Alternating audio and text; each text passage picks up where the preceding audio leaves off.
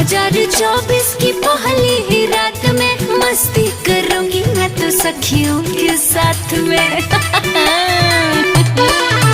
अरे 2024 की पहली ही रात में मस्ती करूंगी मैं तो सखियों के साथ में। कि आज जम के करेंगे खुराफाती,